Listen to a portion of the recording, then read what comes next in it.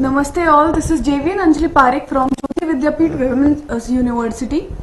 In the previous lecture, we were discussing about the various fundamentals of design and we were doing the subject fundamental of design. In that, we were discussing about element of design and principles. Now today what we are going to do is कि principle को हम लोग फिर से पढ़ते हैं. इससे पहले मैं आपको एक और बार ये recall करा दूं that anything cannot be made without principles or without elements. All the things that are in the world are being made from these two things, these two factors, and no one can ever skip these things. ये हो सकता है कि कोई सा element skip कर दिया जाए, but ऐसा जरूरी नहीं है कि सारे elements में से एक भी element use ना हुआ हो. So we are going to study the principle of design. हमने पहले भी इसके बारे में डिस्कस किया था कि क्या होता है. So basically ये सेट ऑफ रूल्स है, रेगुलेशंस है, जैसे हर जगह पे कुछ रूल्स और रेगुलेशन सेट होते हैं, वैसे ही डिजाइन प्रिंसिपल पे भी कुछ रूल्स और रेगुलेशन सेट हैं जिनको फॉलो करते हुए ही आगे बढ़ना चाहिए. Then coming to the next part, हमने एस्थेटिक्स के बारे में पढ़ा था. फिर हमने ये डिस्कस किया था कि कितने टाइप के प्रिंसिपल्स होते हैं, प्रपोर्शन, रिदम, बैलेंस और यूनिटी और एम्फेसिस, जिसमें हमने प्रपोर्शन को डिस्कस कर लिया था. अभी इसके हमारे दो टॉपिक्स फिर भी बच रहे थे, विच इज, और प्रपोर्शन में हम क्या बात करते हैं कि रेशियो होता है ना, जैसे किसी भी चीज का 2:2, 1:2, उस रेशियो की हम लोग बात कर रहे हैं.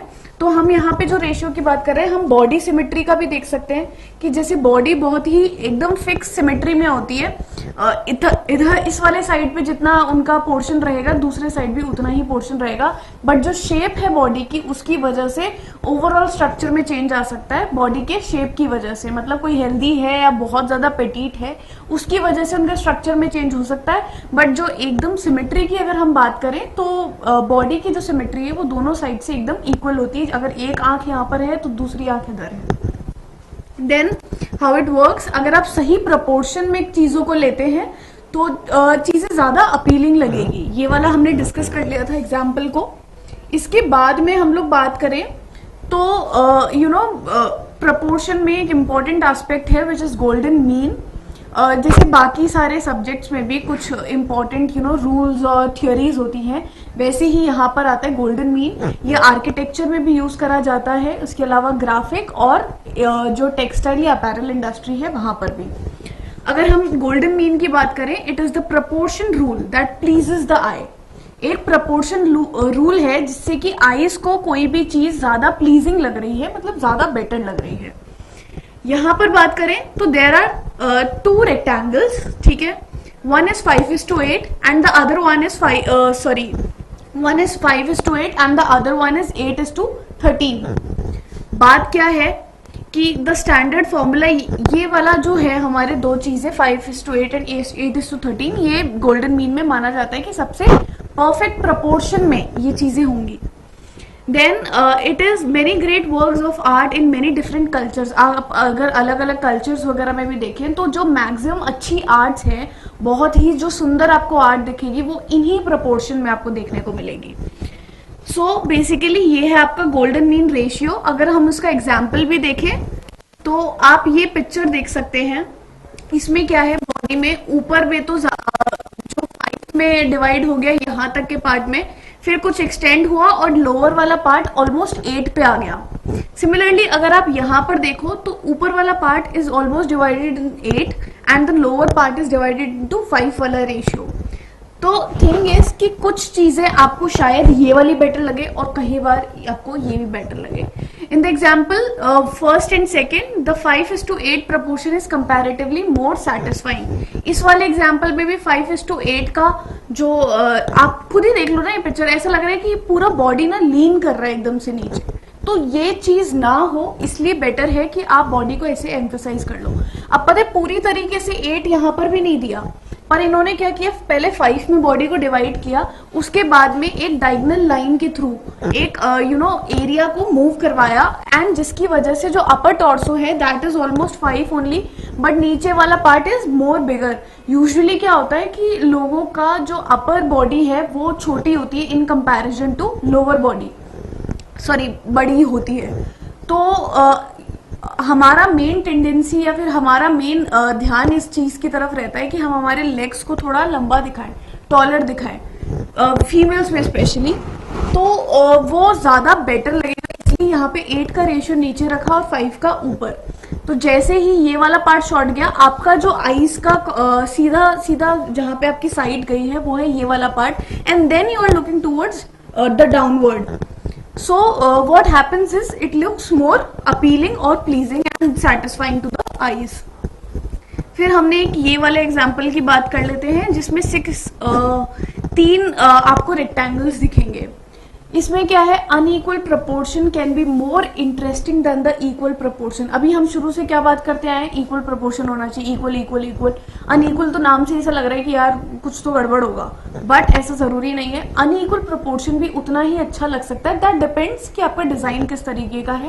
एंड यूजुअली क्या होता है, अनइक्वल प्रपोर्शन किसी भी चीज को ज्यादा ड्रामेटिक और ज्यादा बेटर बना पाता है। तो this is what we are talking about here. And unequal proportion can be more interesting than the equal. Many mathematical formulas have been proposed as guidelines known as the golden mean or golden ratio. हमने इतनी देर पहले क्या बात करी, golden mean की या golden ratio की। तो हम ये बोल रहे हैं कि अगर आप ये फॉलो करते हुए आए हो, इसमें अनइक्वल प्रोपोर्शन को ज्यादा अच्छा बताया गया है। 2:2 की जगह पे 2:4 या 2:5 की बात कर रहे हैं। Then fashion cycles along the evolution of silhouette and line. Silhouette के थ्रू आप ये चेंज कर सकते हो या फिर उसके लाइन के मूवमेंट के through. In the beginning of renaissance, renaissance एक पीरियड था जो कि पुराने हम टाइम की बात करते हैं तो वहां की बात है। A body of literature on the aesthetic of golden ratio has been developed. Renaissance के टाइम पे एक बॉडी का रेशियो उस टाइम पे बनाया गया। This mathematical golden ratio is considered as 1:1.618, which is very close to 3:5 and 5:8. हमने अभी सबसे अच्छा रेशियो कौन सा बताया था, 5:8। तो यहाँ पर भी वही बात हो रही है कि मैक्सिमम जो अच्छा रेशियो जिसको माना जा रहा है दैट इज 5:8। अगर आप कोई भी चीज इस वाले रेशियो में बनाते हैं, आप घर में कोई चीज देखें या आप कोई पेंटिंग बनाए या फिर आप कोई गारमेंट पहना रहे हैं किसी इंसान को, तो 5:8 का जो रेशियो होता है that is most perfect one, जो कि आपकी चीजों को और ज्यादा बेटर बनाने की कोशिश करेगा। अगर आप ये वाले 3 एग्जाम्पल भी देखेंगे तो what you will understand is, देखो ये है, आपको लगेगा ऑलमोस्ट हाफ में डिवाइडेड है, बहुत ज्यादा फर्क नहीं है, 2 लिटिल डिफरेंस। वेरएज अगर हम गोल्डन मीन की बात करें, इसमें अपर वाले पार्ट को थोड़ा छोटा और नीचे वाले को लंबा करा गया है। वेरएज 4:8 में थोड़ा सा ज्यादा डिफरेंस आ जाता है। अब 5 और 4 में कोई इतना ज्यादा नंबर में फर्क नहीं है, बट 5:8 लुक्स अप्रोप्रिएट, मतलब ये लगता है कि हाँ ये साइज ठीक होगा। वेरएज 4:8 तीनों में आप खुद कंपेयर करके देख लो, there you will see a major change. So ये क्या कर रहा है, ऑलमोस्ट इक्वल पार्ट में डिवाइड कर रहा है, ये बहुत ज्यादा शॉर्ट कर रहा है अपर पार्ट को। एंड इसको देखेंगे तो आपको लगेगा कि हाँ ये थोड़ा ठीक पार्ट है। So this is how you decide the proportion. Now the next topic we are going to study is balance. Balance क्या होता है, किसी भी चीज का तोल करना या मतलब एक दूसरे के बराबर उसको करना। तोल की बात कर रहे हैं हम, बैलेंस की। तो बैलेंस भी कई तरीके के होते हैं, symmetrical, asymmetrical, informal, formal, gradation, rhythm, ये सारे तरीके के बैलेंसेस होते हैं। हम बात कर रहे हैं कि गारमेंट्स में किस तरीके से प्रेजेंट करें कि कोई भी गारमेंट ज्यादा बैलेंस लगे या फिर ज्यादा अपीलिंग लगे। हम हर चीज, हम हर एलिमेंट प्लस हर प्रिंसिपल को हम इसलिए पढ़ रहे हैं कि हम कोई भी चीज को बेस्ट परफेक्ट एरिया में यूज करें कि वो इतना अपीलिंग या सेटिस्फाइंग लगे कि आपका डिजाइन अपने आप पसंद आ पा रहा है। मतलब कई बार होता है बहुत ज्यादा मेहनत कर लेते हैं किसी चीज में, किसी डिजाइन में, बट फिर भी वो इतना निकल कर नहीं आता। Then the problem is that you are not choosing the right element और the principle. Okay, and if I'm talking about proportion also or balance, तो right type of balance or proportion is to be chosen for your product, so that उसके लिए आपको पहले product को पढ़ना पड़ेगा कि क्या तरीका आपका प्रोडक्ट है और वो कौन सा टाइप का बैलेंस या वो कौन से टाइप का proportion डिमांड कर रहा है। ओके, सो अगर हम बैलेंस की बात करें तो ये वाला आप देखोगे तो ये सिमेट्रिकल है, मतलब बराबर बराबर दिख रहा है। वेरएज ये देखोगे एक साइड पे ज्यादा है, यहाँ पर एक पोर्शन पे ज्यादा है और फिर कम होता हुआ आ रहा है। आपकी आईज मूवमेंट कैसी हुई, ऐसे। तो बेसिकली ये सिमेट्रिकल और एसिमेट्रिकल है, इसको हम लोग फॉर्मल बैलेंस बोलते हैं और ये इनफॉर्मल बैलेंस में भी आ जाता है. The best tip for implementing balance is to strive both visual and conceptual balance in your design. Achieving balance create a sense of harmony, stability and equilibrium. क्या क्या प्रोवाइड कर रही है? हार्मनी, स्टेबिलिटी और इक्विलिब्रियम. ये तीनों aspect को बहुत अच्छे से प्ले करता है और इन तीनों एस्पेक्ट को बहुत अच्छे से अपने अंदर इंक्लूड करके रखता है. देन हम लोग अगर टाइप ऑफ बैलेंसेस की बात करें तो बहुत सारे टाइप के होते हैं, 5 से ऊपर भी होते हैं. हम लोग अभी सबसे पहले डिस्कस करने वाले हैं ये 3, which is asymmetrical, symmetrical and radial. इसके बाद में हम और भी डिस्कस करेंगे. So basically type of balance क्या कहता है? Balance is in fashion design is a key principle of design that refers to visual distribution of elements. Elements को विजुअली डिस्ट्रीब्यूट करना in a way that it is in the design or a garment, it creates a sense of equity and stability. क्या provide कर रहा है? Equity और stability among various elements to create a visually appealing and cohesive look. हम शुरू से अभी तक एक ही बात कर रहे हैं कि हमारा जो प्रोडक्ट है वो अपीलिंग लगना चाहिए, एस्थेटिक लगना चाहिए, प्लीजिंग लगना चाहिए, ऐसा जो एक बार में देखते ही पसंद आ रहा है. तो when the design elements are balanced, a pleasing harmony pleases the eyes. जब भी आप बैलेंस को अच्छे से लेंगे या चूज करेंगे तो वो आपकी आईज के लिए और ज्यादा प्लीजिंग होगा. Balance in garment refers to a visual distribution of weight of central area. क्या बोल रहा है? जो भी आपका कोई भी ऑब्जेक्ट है, दुनिया में कोई भी ऑब्जेक्ट है, आप शेप्स की बात करें, किसी बॉडी की बात करें या किसी ऑब्जेक्ट की बात करें, उसका हम लोग हमेशा सेंटर लाइन देखेंगे. सेंटर लाइन को के आसपास चीजों को डिवाइड करके देखेंगे कि कौन से टाइप का बैलेंस है. यहाँ पर अगर मैंने क्या बताया था आपको, प्रोपोर्शन में भी बॉडी हमेशा हमारी इक्वली सिमेट्रिकल होती है. जितना पार्ट इस साइड है उतना ही पार्ट इस साइड भी रहेगा. अगर हम सेंटर में एक लाइन को ड्रॉ कर दें तो यहाँ पे जैसे ही एक लाइन सेंटर में ड्रॉ हुई तो हमने देखा कि both side of the straight lines are non identical. Both side of the straight lines are not identical. ठीक है, जो पार्ट यहाँ पर है वही पार्ट यहाँ पर है, इतना इतना. ठीक है, गारमेंट का फिर भी अलग हो सकता है. हम बॉडी की बात कर रहे हैं, they are just equal from both the sides. तो ये बैलेंस्ड में आ जाता है.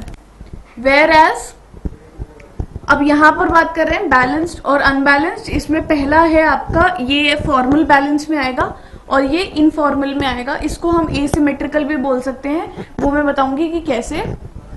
बैलेंस में क्या हो रहा है? कोई भी चीज दोनों हाफ में डिवाइडेड हो रही है. ये खड़ी जैसे भी है उसका बात नहीं कर रहे हैं हम लोग, हम इसके गारमेंट की बात कर रहे हैं. अब इस पिक्चर में अगर आप फोकस करें तो आपको कैसे पता चलेगा कि ये गारमेंट है जो बैलेंस्ड है और आपको क्यों लग रहा है कि ये वाला गारमेंट है जो बैलेंस्ड नहीं है? थिंग इज वन, अगर आप इसके बटन्स देखोगे, they are at the equal position. ठीक है, ये जो दोनों बटन्स के इनके पोजिशन है, they are at a very equal part. So basically ये एक फॉर्मल बैलेंस में कंसिडर किया जाएगा. Whereas if we talk about this is an informal balance, क्योंकि आप इसका ये वाला पोर्शन देखिए क्या हो रहा है. यहां से डायगोनल लाइन जा रही है, एक साइड का स्कर्ट का पार्ट बड़ा है, whereas all body part is fitted. Then again अगर आप नेकलाइन पे देखोगे तो इसका नेकलाइन भी ऊपर की तरफ जा रहा है, विच इज एसिमेट्रिकल. एसिमेट्रिकल होता है किसी भी एक पर्टिकुलर साइड पे जाना. अब वो राइट या लेफ्ट कुछ भी हो, that is a different thing. बात हो रही है एक पर्टिकुलर साइड पे ज्यादा किसी भी ऑब्जेक्ट का एरिया रहना, दैट इज एसिमेट्रिकल. अब जरूरी नहीं है कि फॉर्मल होगा तो ही अच्छा लगेगा, इनफॉर्मल होगा तो अच्छा नहीं लगेगा. एट टाइम्स इनफॉर्मल चीजें भी ज्यादा ड्रामा क्रिएट करती है एंड ज्यादा चीजों को बेटर दिखाने की भी कोशिश करती है. Informal balance is asymmetrical. Its design details are divided unequally. दोनों साइड पे अनइक्वल रहता है. From the centre it can achieve a more dramatic and interesting effect through an imbalance of visual impact. Its composition is different arrangement on each side. इसका जो composition है वो इस तरीके से है कि दोनों साइड पे डिफरेंट